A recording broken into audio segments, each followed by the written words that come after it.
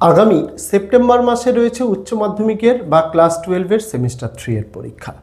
এই শুরু থেকে যদি তোমরা বুঝে যাও যে কিভাবে পড়তে হবে, কিভাবে পড়লে তোমরা পরীক্ষায় সেমিস্টার 3 এর পরীক্ষায় ভালো নম্বর তুলতে পারো সেটা জানাবো। তার কারণ কি, আমরা জানি সেমিস্টার 3 বা এই যে সেমিস্টার 1 সেমিস্টার 3 যেগুলোকে অড সেমিস্টার বলা হয়, এই অড সেমিস্টারে নম্বর তোলা অত্যন্ত সহজ। এই জায়গায় দাঁড়িয়ে পরীক্ষায় নম্বরটা বাড়িয়ে তোলা এবং নিজের রেজাল্টটাকে একটা ভালো জায়গায় তুলে দেওয়ার জন্য অত্যন্ত বেশি জরুরি হয় ছাত্রছাত্রীদের জন্য। আজকে বলবো কিভাবে ছাত্রছাত্রীরা বুঝে বুঝে যদি এই যে এপ্রিল মাস থেকে যদি সেপ্টেম্বরের আগে পর্যন্ত পড়তে পারে, তাহলে তারা 40-এর পরীক্ষায় বা 35-এর পরীক্ষায় মিনিমাম 90% নম্বর পেতে পারে, যেভাবে আমাদের ফর্মুলা মেনে ছাত্রছাত্রীরা বিগত বছরে পেয়েছিল। আজ সেই ফর্মুলাটাই শেয়ার করব।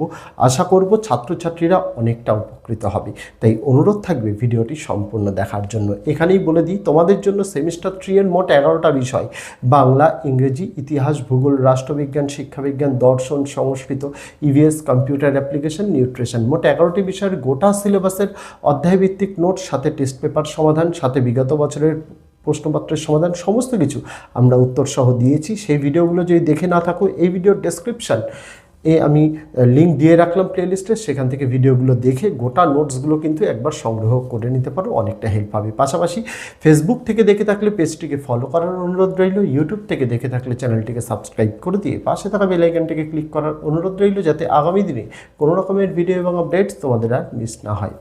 দেখো, প্রথমে আসি সেমিস্টার 3। দেখো, ক্লাস 11-এ তোমাদের সেমিস্টার 1 সেমিস্টার 2 যেমন ছিল, তোমাদের সেমিস্টার 3 সেমিস্টার 4 কিন্তু অতটা ইজি নয়। তার কারণ, বিগত বছর প্রথমবারের জন্য নতুন সিলেবাসে পরীক্ষা হয়েছিল। আমরা প্রশ্নপত্রে দেখেছিলাম অনেক ঘোরপ্যাচ ছিল, অনেকভাবে প্রশ্ন ঘুরিয়ে আসছিল। স্টুডেন্টসরা যেহেতু প্রথমবার, এমনকি বোর্ডের যে নমুনা প্রশ্নপত্র, বোর্ডের নমুনা প্রশ্নপত্র থেকেও কিচ্ছু ম্যাচ আসেনি। সেই জায়গায় দাঁড়িয়ে ছাত্রছাত্রীদের আমরা বিগত বছরগুলোতে বিশেষ কিছু টিপস অ্যান্ড ট্রিক্স বলেছিলাম, যার দ্বারা তারা বেশ সফল হয়েছিল। মিনিমাম 80 থেকে 85% কমন পেয়েছিল। এবছর যেহেতু 1 বছরের এক্সপিরিয়েন্স আছে, বিগত বছরের বোর্ড পরীক্ষার প্রশ্নপত্র আমরা দেখেছি, সেই জায়গায় দাঁড়িয়ে এবছর এক্সপিরিয়েন্সটা একটু হলেও বেশি। আমরা আশা করছি এবছর ছাত্রছাত্রীরা মিনিমাম কমপক্ষে 90% কমন পাবে, ম্যাক্সিমাম সেটা 95 থেকে 100% হতে পারে।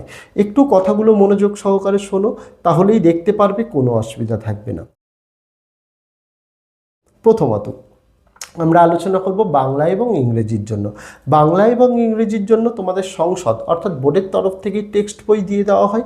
সেই টেক্সট বইটাকে ভালোভাবে খুঁটিয়ে খুঁটিয়ে পড়তে হবে। বাংলায় গল্প কবিতা হোক বা ইংরেজিতে তোমাদের প্রোজ পোয়েম প্লে হোক, এইগুলো একটু খুঁটিয়ে খুঁটিয়ে পড়তে হবে ভালোভাবে। তুমি যখন খুঁটিয়ে খুঁটিয়ে পড়বে, তুমিও হয়তো বুঝতে পারবে না যে কোন লাইন থেকে প্রশ্ন হতে পারে। তাই অবশ্যই প্রত্যেকটা লাইন তোমাকে মনোযোগ সহকারে পড়তে হবে। এবার বাংলা ইংরেজি এগুলো তো বোর্ডের তরফ থেকে বই দিয়ে দেওয়া হয়, তাই অবশ্যই টেক্সট বই ভিত্তিকই প্রশ্ন হয়। কিন্তু বাকি যে বিষয়গুলো রয়েছে, সেটা সায়েন্স বলো, কমার্স বলো, আর্টস বলো, এগুলোর তো বোর্ডের কোনো বই নেই। হ্যাঁ, বোর্ড টিবি নম্বর দিয়েছে। টিবি নম্বর মানে টেক্সট বুক রেফারেন্স নম্বর, অর্থাৎ বোর্ড অ্যাপ্রুভ করেছে সিলেবাসের টপিক অনুযায়ী এমন বই।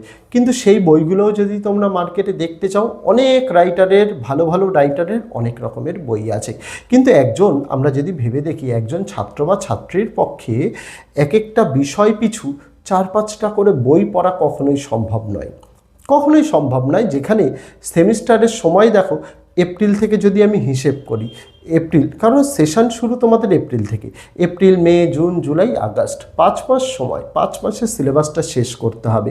তোমরা অনেক আমাদের ভাই বোনেরা রয়েছে যারা একটি বই এই সময় শেষ করে। সেই জায়গায় দাঁড়িয়ে এক একজন ছাত্র বা ছাত্রীর পক্ষে 4-5টা বই শেষ করা অত্যন্ত একটা ডিফিকাল্ট ব্যাপার হয়ে পড়ে। তবুও বোর্ড যেটা বলে, টেক্সট বইটাকে খুঁটিয়ে পড়তে হবে।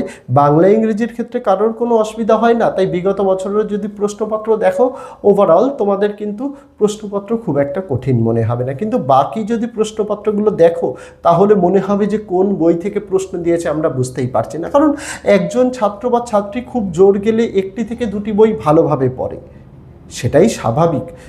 কারণ একজন ছাত্র বা ছাত্রীকে 6টা বিষয় পড়তে হয়, 6টা বিষয়েই তাকে ভালো নম্বর করতে হবে। সেই জায়গায় দাঁড়িয়ে একজন ছাত্র বা ছাত্রীর তো অনেকগুলো বই পড়া সম্ভব নয় এই শর্ট টাইমের মধ্যে। তারা কি করবে আসছি ভিডিওতে। তো বোর্ড যেটা বলছে এগুলো ভালো করে করতে হবে, বিশেষ করে বোর্ড যে টেক্সট বইগুলোকে অ্যাপ্রুভাল দিয়েছে সেগুলো ভালো করে করতে হবে।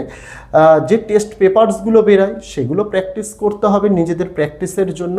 টেস্ট পেপার থেকে কমন আসবে এমন কোনো নয়, টেস্ট পেপারসটা প্র্যাকটিস করলে বোর্ডের প্রশ্নপত্রের একটা প্যাটার্নের আভাস পাওয়া যায়।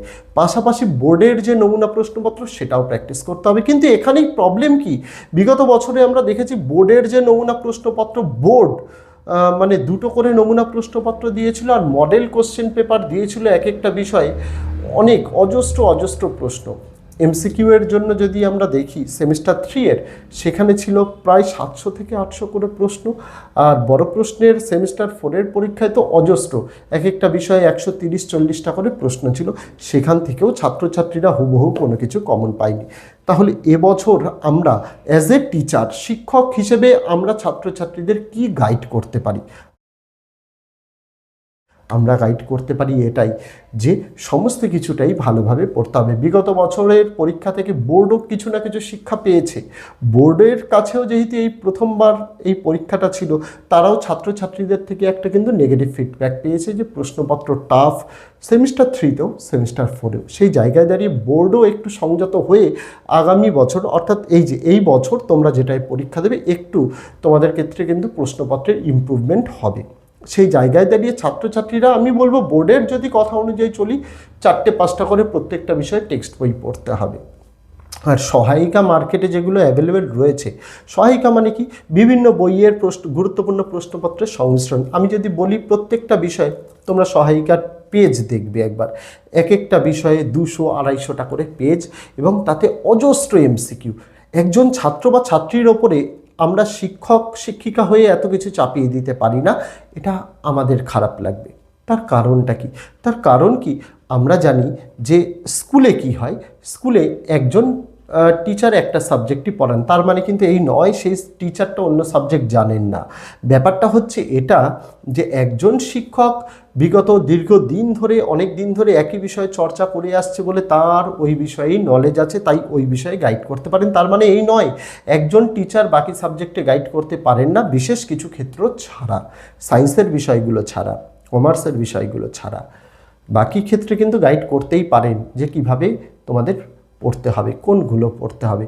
তার জন্য তোমাদের একজন উপযুক্ত গাইডের প্রয়োজন, আর আমি সেই গাইডের মতোই তোমাদের কাছে কাজ করি। বিগত 6 বছর ধরে ইউটিউবে আমরা কাজ করে আসছি। ছাত্রছাত্রীদের আমাদের মোটিভ থাকে 100% কমন দেওয়া।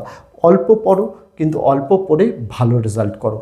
আমরা মূলত সায়েন্স বা কমার্সের স্টুডেন্টদের জন্য কোনো সাজেশান দিই না, কারণ ওই ব্যাপারটা পুরোপুরি আলাদা। আমরা যে বিষয়টার ওপর সাজেশান দিই, বাংলা, ইংরেজি আর আর্টসের আরও 9টি বিষয়। সেগুলো কি কি?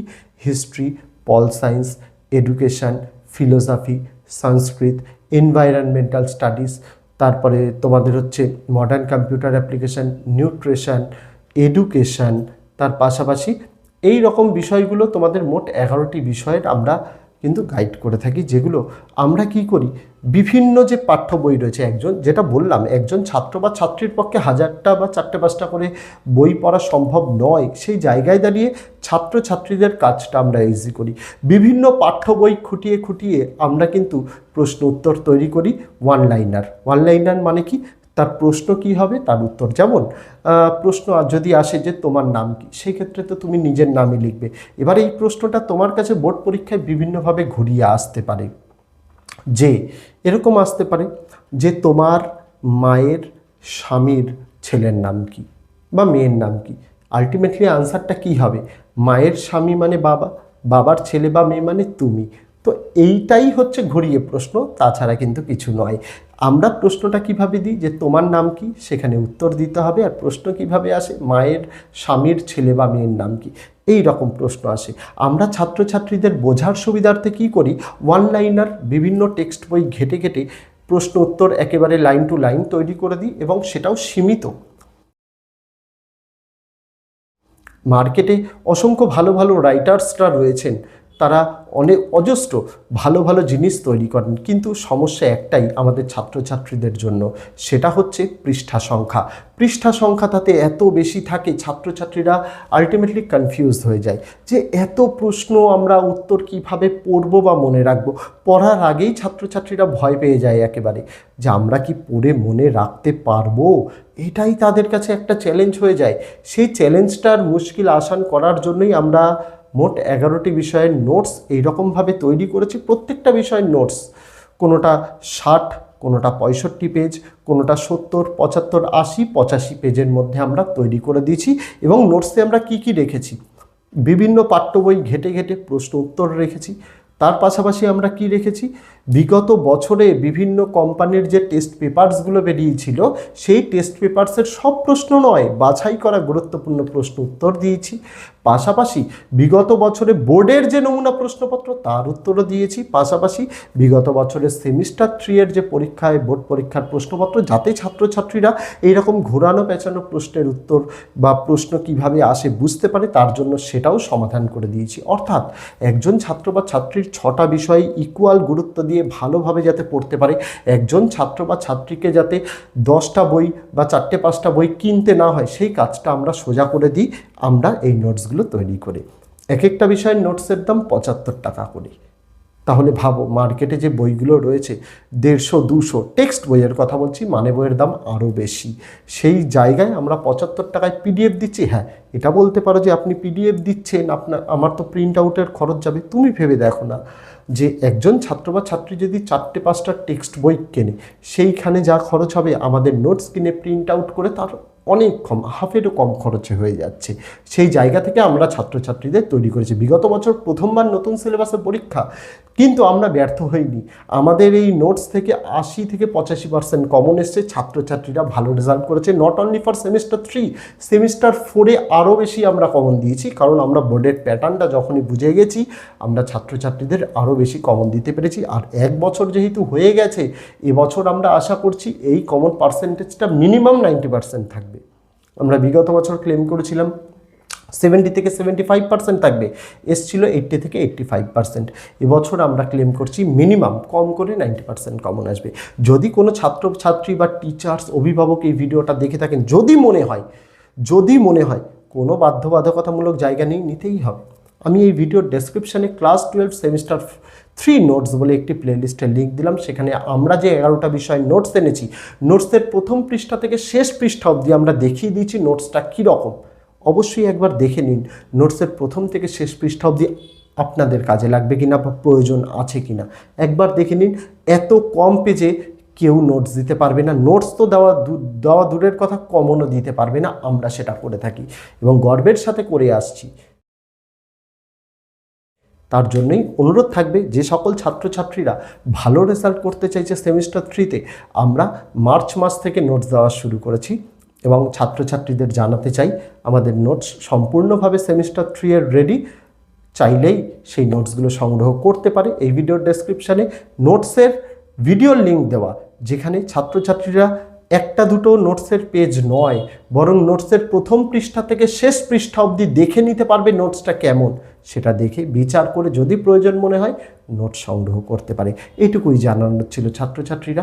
আশা রাখবো আমার সকল ভাই বোনেরা, সকল ছাত্রছাত্রীরা সেমিস্টার 3-তে নিজের 100% দিয়ে ভালো রেজাল্ট করবে, এটাই আমার আশা। তো অবশ্যই অনুরোধ থাকবে, ভালো রেজাল্ট করো, পড়াশোনা প্রথম থেকে করো, কারোর কোনো অসুবিধা হবে না। আমরা আছি, আগামী দিনে অনেক ফ্রি পিডিএফসও তোমাদের জন্য আসবে। তো আমাদের চ্যানেলের সঙ্গে যুক্ত থাকার অনুরোধ রইল। তো আজকে ভিডিওতে এটুকুই ছিল ছাত্রছাত্রীরা। দেখা হচ্ছে তোমাদের সঙ্গে আগামী দিন অন্য কোনো বিষয়ে, অন্য কোনো ভিডিও নিয়ে। ততদিন সকলে ভালো থেকো, সুস্থ থেকো।